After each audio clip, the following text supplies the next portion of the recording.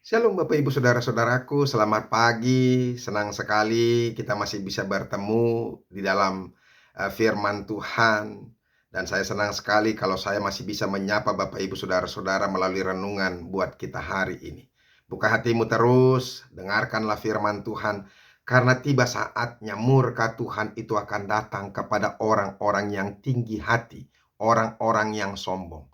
Bapak Ibu Saudara-saudara, orang yang tidak mau mendengarkan firman Tuhan, orang yang tidak membuka hatinya untuk merenungkan apa yang dikatakan oleh Tuhan dan taat kepada apa yang diperintahkannya melalui firman-Nya, itu adalah orang-orang yang sombong dan orang-orang yang angkuh.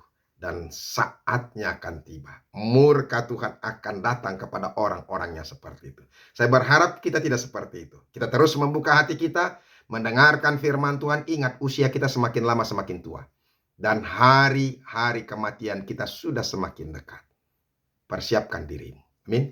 Bapak Ibu Saudara-saudara, firman Tuhan yang menjadi renungan buat kita hari ini yaitu yang diambil dari Wahyu pasal yang ke-15 ayat yang keempat. Tetapi sebelumnya marilah terlebih dulu kita menyerahkan hati dan pikiran kita untuk diterangi oleh Roh Allah. Mari kita berdoa. Kasih karunia dan damai sejahtera dari Allah Bapa dan dari anaknya Tuhan Yesus Kristus itulah yang menyertai hati dan pikiranmu sekalian. Amin. Bapak Ibu Saudara-saudara, Wahyu pasal yang ke-15 ayat keempat dikatakan demikian. Siapakah yang tidak takut ya Tuhan dan yang tidak memuliakan namamu? Sebab engkau saja yang kudus. Karena semua bangsa akan datang dan sujud menyembah engkau. Sebab telah nyata kebenaran segala penghakimanmu. Demikianlah firman Tuhan. Bapak Ibu Saudara-saudaraku yang dikasihi Yesus Kristus, penghakiman Tuhan itu adalah satu hal yang sangat mengerikan dalam kehidupan manusia. Saya tidak tahu apa yang membuat engkau takut. Saya tidak tahu apa yang sangat-sangat mengerikan dalam kehidupanmu.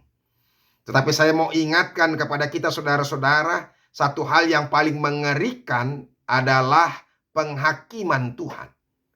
Ketakutan kita akan dunia ini tidaklah bisa mengalahkan ketakutan kita pada hari penghakiman Tuhan. Apalagi ketika kita terdapat tidak percaya, tidak setia, tidak taat, tidak mau mendengarkan firman Tuhan, tidak mau mengandalkan Tuhan dalam hidupmu, maka engkau akan mendapatkan penghukuman yang begitu mengerikan. Mungkin kita takut kelaparan, mungkin kita takut tidak tenar, mungkin kita takut tidak dihormati orang, mungkin kita tidak takut tidak mendapatkan jabatan, mungkin kita takut tidak mendapatkan banyak hal di dunia ini. Tapi ingatlah, engkau harus takut ketika apa? Ketika penghakiman Tuhan itu akan datang kepada. Mungkin orang bisa membunuh tubuhmu. Itu yang membuat kita takut. Dan sehingga kita takut untuk bersaksi dalam iman kita. Tapi ingatlah, Tuhan bukan saja hanya dapat membunuh tubuhmu, tapi jiwamu, rohmu disiksanya.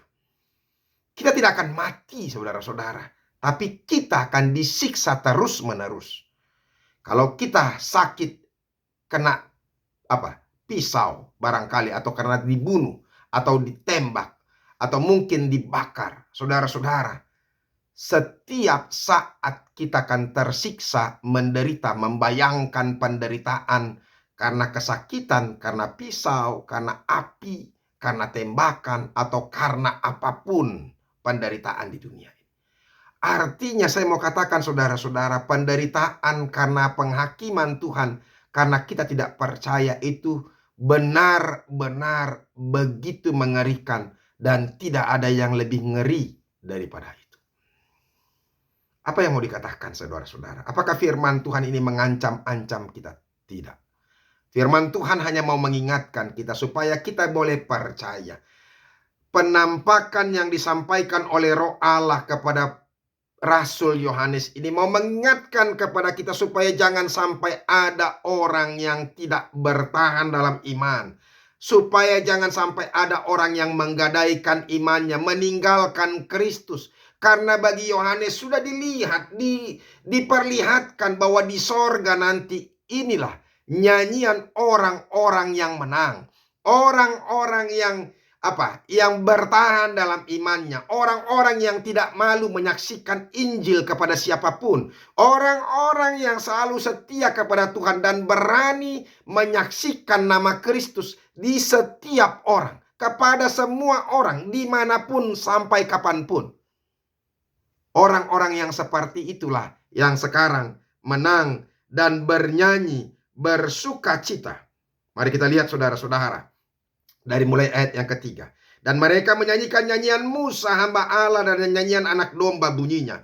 Besar dan ajaib segala pekerjaanmu ya Tuhan Allah yang maha kuasa. Adil dan benar segala jalanmu ya Raja segala bangsa. Saudara-saudara, orang Israel bersuka cita karena mereka sudah diselamatkan oleh Tuhan. Dan Tuhan menunjukkan murkanya kepada orang Mesir, sehingga mereka harus tenggelam. Begitu mengerikannya situasi yang terjadi kepada orang Mesir itu ketika itu. Dan di depan mata mereka sendiri, mereka melihat bagaimana hukuman Tuhan kepada mereka. Saudara-saudaraku, Yohanes juga melihat bagaimana begitu mengerikannya orang-orang yang yang tidak percaya, yang tidak taat, yang mau menggadaikan imannya, mau menukarkan imannya hanya karena harta, kecantikan, hawa nafsu, jabatan, materi dan sebagainya. Bapak Ibu saudara-saudara, begitu mengerikan. Oleh karena itu, jangan sampai kita kedapatan tidak percaya. Makanya puncak murka Allah itu dilukiskan melalui ketujuh cawan yang berisi malapetaka, yang mendatangkan kematian dan kehancuran dunia dan segala isinya. Itu bisa kita lihat di ayat 1 itu. Ketujuh cawan itu memperlihatkan isi dan tujuan penghakiman Allah. Cawan itu melambangkan kegenapan murka Allah. Ini memperlihatkan bahwa kesempatan bertobat telah tertutup. Hati-hati. Waktunya ada. Waktunya ada batasnya. Ada limitnya. Dan ketika saat kita tiba, kita belum bertobat, kita belum percaya kepada Tuhan, maka kita akan mendapatkan hukuman yang begitu mengerikan. Itulah. Dan oleh karena itu saudara-saudara, hari ini ketika firman Tuhan disampaikan kepada kita, yaitu umat Allah yang bergembira dan menyanyikan nyanyian pujiannya kepada Tuhan karena kebaikan Tuhan, karena kebesaran Tuhan, karena pertolongan dan keselamatan yang Tuhan berikan kepada umat Israel dan kepada orang-orang Kristen yang percaya kepada Yesus Kristus. Ini mau menunjukkan ada dua hal. Yang pertama saudara-saudara, ini adalah lagu kemenangan, bahwa mereka mendapatkan keadilan daripada Tuhan. Tuntutan rasa keadilan umat Allah telah terpenuhi dengan Tuhan memberkati orang-orang yang menderita, yang mempertahankan imannya, dan orang-orang yang selalu mengejek, menghina, membuli, bahkan membuat mereka menderita dan sampai mati terbunuh. Orang-orang yang seperti itu, itulah yang mendapatkan kengerian dalam neraka yang akan datang. Tapi mereka yang setia mendapat sukacita di dalam sorganya Allah. Itu jadi yang pertama, bahwa nyanyian mereka itu mau menunjukkan kepada kita bahwa mereka merasa adil, mendapatkan keadilan sesuai dengan apa yang Tuhan lakukan dalam hidup dan penghakimannya. Yang kedua saudara-saudara, semua perjuangan mereka di dunia ini mendapatkan mahkota. Tidak pernah sia-sia. Saudara-saudaraku, saya mau katakan kepada kita, ada orang yang kesal, kecewa, geram ketika melayani umat Tuhan. Ketika kita mau mendirikan gereja, ada banyak orang yang selalu menghina, bahkan mengejek kita, bahkan pura-pura tidak mau tahu, bahkan melemahkan kita. Saya selalu ingatkan kepada orang-orang, Yesus saja mati untuk menyelamatkan kita. Kita masih belum mati. Kita belum harus menumpahkan darah. Kita belum dicerca, dihina, difitnah, bahkan mati terbunuh. Oleh karena itu semangat terus. Kuatlah. Kalau engkau cinta akan Tuhan, maka engkau tidak akan pernah kendor sedikit pun. Semangat, gelora, iman, percaya kita, dan roh Tuhan itu pasti akan bernyala-nyala. Lakukanlah yang terbaik untuk Tuhan. Imani Kristus dan taatlah kepadanya.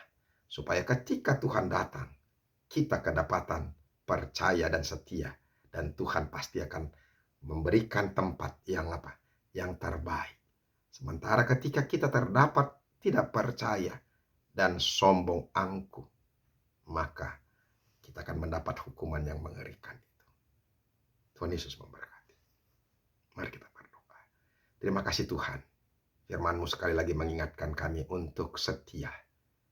Karena orang-orang yang setia taat kepada Tuhan, yang selalu mengandalkan Engkau dan mengandalkan Yesus dalam hidupnya, maka dia akan mendapatkan sukacita. Mereka akan bernyanyi nyanyian kemenangan karena dia sudah diselamatkan. Terima kasih Yesus. Amin.